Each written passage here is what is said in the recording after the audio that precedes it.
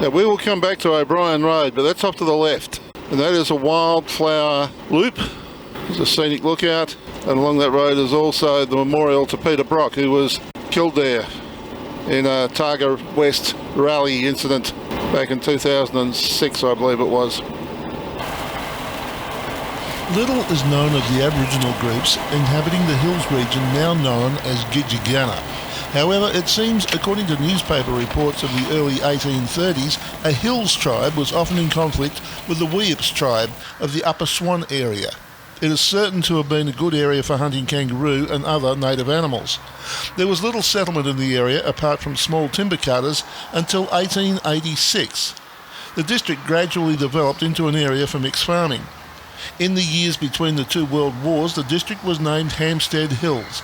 Later, in 1946, it was changed to Gidgegannup after the Gidgegannup Brook, which runs through the area. With population growth, opportunities arose for new businesses and community services like a primary school, a sports oval and other recreational facilities became feasible. Now for many, Gidgegannup is the ideal place to live. A semi-rural community in a beautiful natural setting, yet close enough to Perth CBD and other metropolitan facilities. Now we're going to take a change of direction. We mentioned O'Brien Road. This is 6 kilometres before you get to Gidgegannup. And there's a scenic lookout up here we're going to have a look at. Also the memorial to Peter Brock.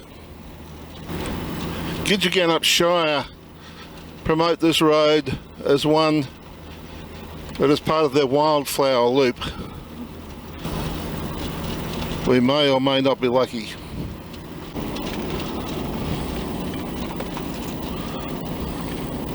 The road through here is pretty windy. There's also a fair bit of elevation change.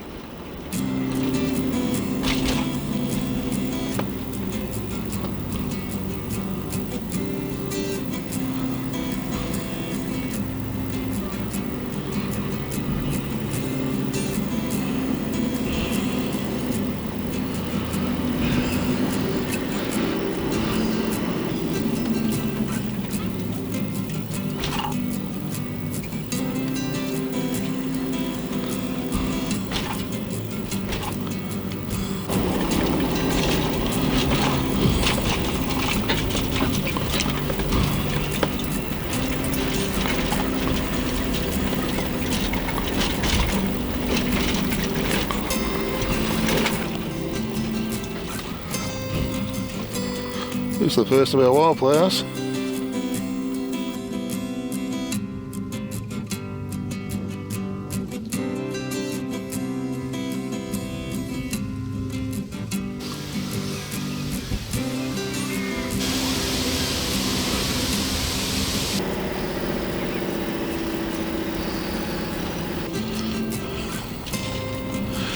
We're going to take a look up here to the left. This is where the lookout is, 1 kilometre up the hill, or so it says.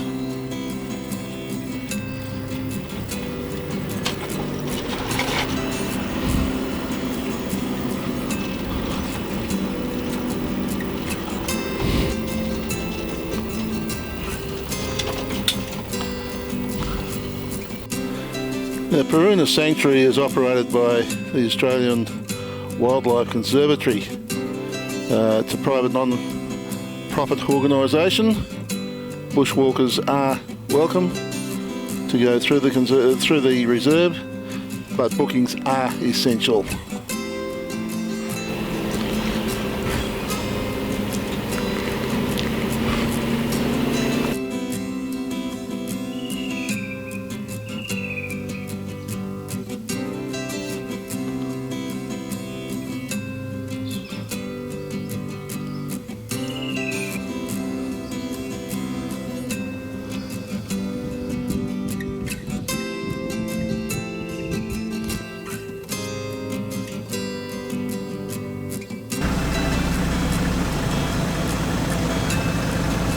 At this point, O'Brien Road becomes Clinton Road. This section of road has an unfortunate history attached to it. Legendary motor racing icon Peter Brock was driving in the 2006 Targa West Tarmac Rally when his car slid on a damp patch of road whilst taking this corner and slid into a tree.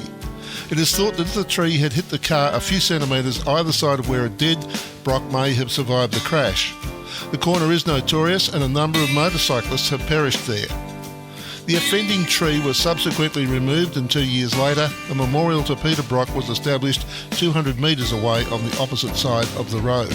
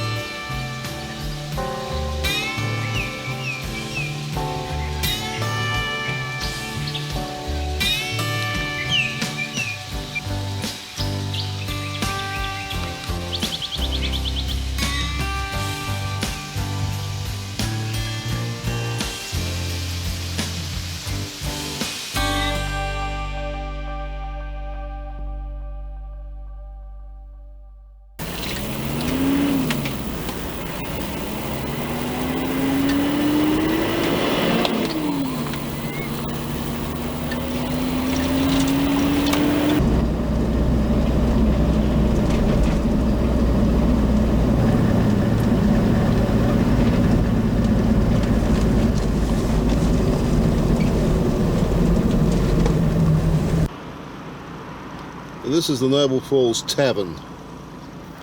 Directly opposite the tavern and accessible via a turn-off a couple of hundred metres along the road is Noble Falls. Noble Falls form part of the Warraloo Brook. There is a walk trail which adjoins a reserve which is home to many birds and other wildlife. It begins from the Noble Falls picnic and parking area. Dogs are allowed off the leash as long as they are controlled. There are lots of beautiful spots to take a dip or simply just sit on the banks and enjoy the serenity of the bush. There is ample shady parking and plenty of picnic tables. There are fire restrictions on open fires, which are not permitted. However, the picnic area itself has toilets and free electric barbecues. There is a children's park area with swings and slide. The Noble Falls picnic area is not a designated rest area, so unfortunately no overnight camping is allowed. Avon Valley National Park, off to the left. We're approaching the road to Northam.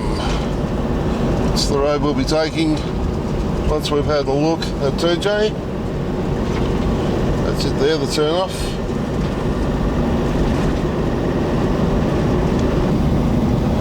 And this is our first target. And this is the village of Toodyay.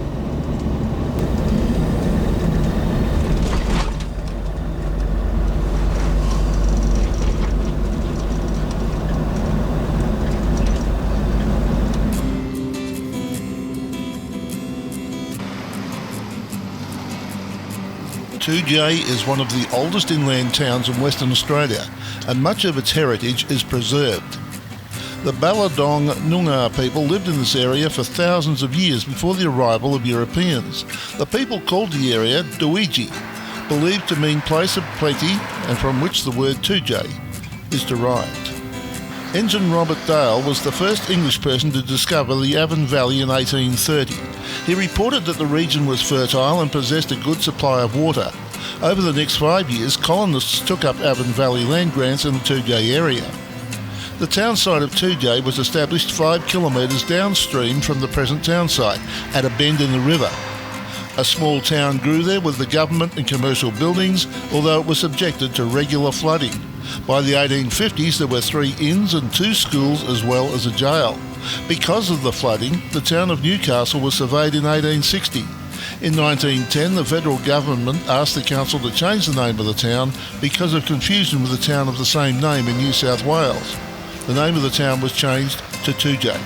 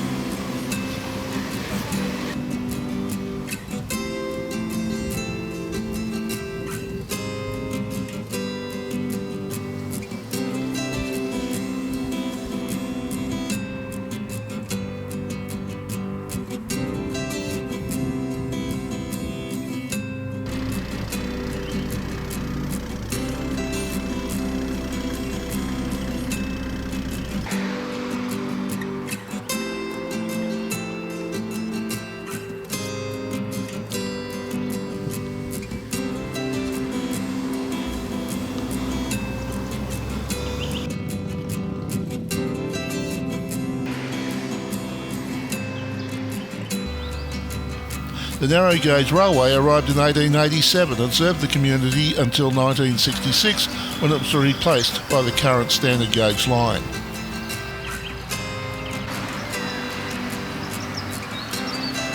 The old courthouse has been used as municipal offices for Toodyay since the 1950s. The main part of the building was constructed in 1896 and opened in January 1897. It replaced the first courthouse on the site, built in 1867. In 1902, after only 5 years of use, the last resident magistrate was withdrawn and the building was vacated. On the 1st of January 1959, the Toodyay Road Board moved into the restored courthouse building. Welcome to the Newcastle Jail. It was built in 1865 to replace two previous lockups at Old Toodyay, now West Toodyay, and Newcastle. The building was designed by architect Richard Roach Jewell, who was also responsible for the pensioners' barracks in Perth, of which only the entrance arch now stands at the top of St George's Terrace. The building was last used as a jail in the early 1900s. The building came to be used as a private residence, and from 1929 through to about 1945, the Doritzi family lived there. The sons slept in the cells. The boys joined the Australian Army, and in 1945, three of the brothers died at the hands of their enemy captors. One cell is now dedicated to them and to all local servicemen and women who did not return home. After World War II, for nearly 20 years, the building slowly deteriorated until a restoration program was undertaken in 1962, and the museum began. In the 1850s, a Welshman became infamous in Western Australia as a convict, an escapee, and a hero of the average man from the bush. Not quite a bushranger, but worse than just a horse thief.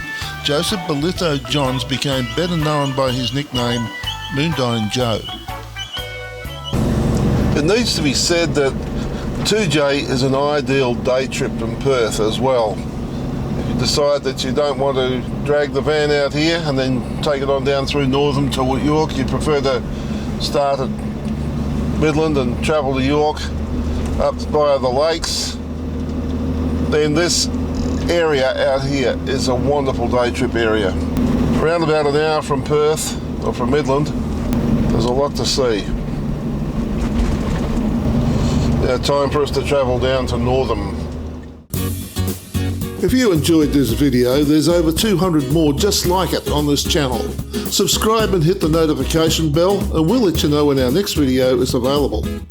Thanks for watching.